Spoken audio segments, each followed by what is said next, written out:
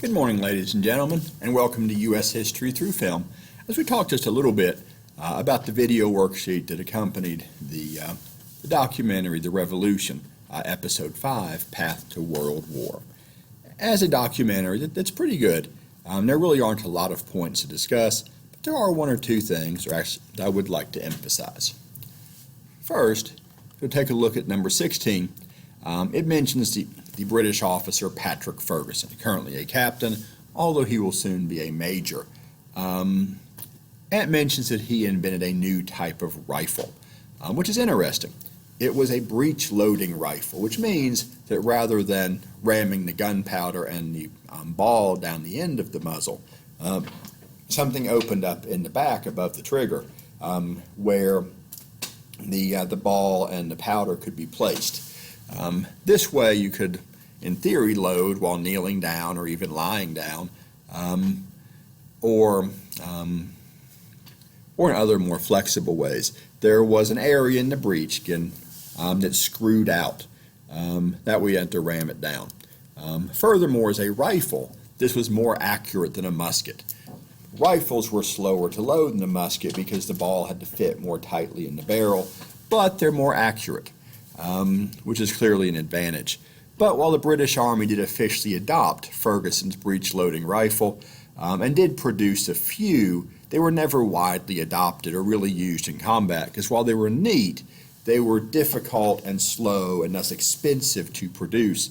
They had to be cleaned very frequently, which was not efficient, and near that plug that screwed out there was a weak point, so they broke relatively easily. Particularly considering that sometimes guns were used as spears when you stuck the bayonet in them, or as clubs to hit somebody with the butt end. So a relatively fragile weapon, really was not ideal. So it's a pretty neat weapon, and Ferguson's a pretty interesting guy, but in fact this was never widely used. You'll sometimes hear legends that Ferguson rifles were found at Kings Mountain, but I don't believe there's any evidence to support that, besides the fact that it would have been cool.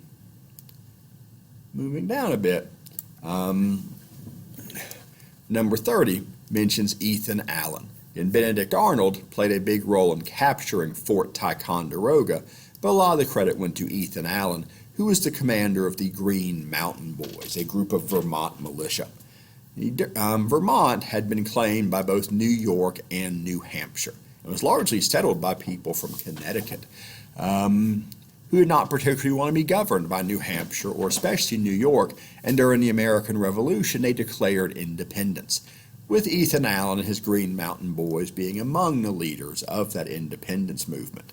And Vermont would continue to be an independent republic, and indeed, although they had some interest in joining America, and at one point considered joining Canada, until 1791 when President George Washington finally said if Vermont did not voluntarily join the United States, he would invade and take over Vermont himself. And Vermont soon became the 14th state.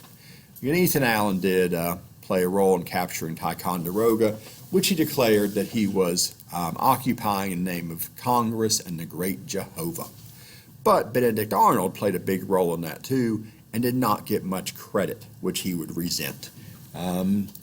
Which also comes up in number 36, where General Gates took all the credit for the victory at Bemis Heights, even though in many ways Benedict Arnold was the real hero of the battle.